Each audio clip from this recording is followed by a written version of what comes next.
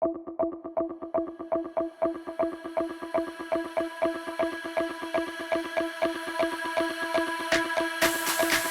would you deal with conflict with a colleague? Okay, now conflict is very common. Okay, conflict within teams with colleague is very common, right? It's very obvious that at some point of time in your career, you might have conflict with some people in your team, whether it's a developer, it's a tester, so it could be anyone. Now, if there is a state, you are in a meeting and you had, a conversation, and then you had a conflict in that particular meeting on some topic or some discussions that are going to happen. So somebody else has some other viewpoint, you have some other viewpoint. Those sort of situations can happen. Now, how you are going to handle that? Okay, how you are going to deal with that? First and foremost thing, you have to analyze why it has happened, or why it is happening. Okay, so not necessarily that during that same meeting you will be able to analyze it, right? So but if there is a conflict that has happened, you have came out of the meeting and you had a disagreement with the colleague, then afterwards, when you are in a better state, okay, when you took a break, you are in a better state, right?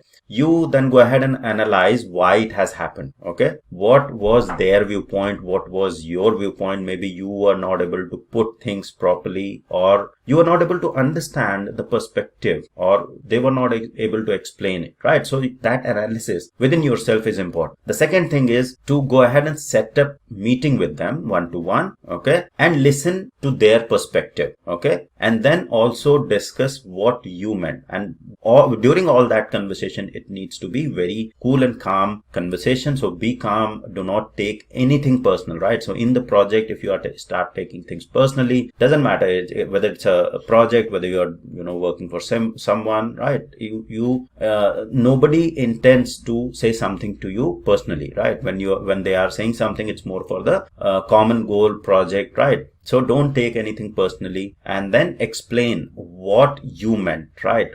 In a clear, when you are having one-to-one conversation, obviously it will be easy for you to convey your message and listen to their message. Also convey that you both are working towards one goal. There is no personal agenda here, right? So that is important, right? Within the project, when you discuss with your colleague with whom you have the conflict, that we are working towards a common goal, right? Nobody is having their personal agenda, then that is going to help as well to have that clear and crystal clear communication between both of you. Afterwards, when the conversation has happened, both of you have shared your viewpoints, then you can go ahead and come up on the consensus, so that you understand your viewpoint, they understand your viewpoint, and then both of you come to an agreement, rather than having that conflict to be dragged to a next level, right? So this is basically the moment you realize that there is something, some conversation that hasn't gone really well, there was a conflict.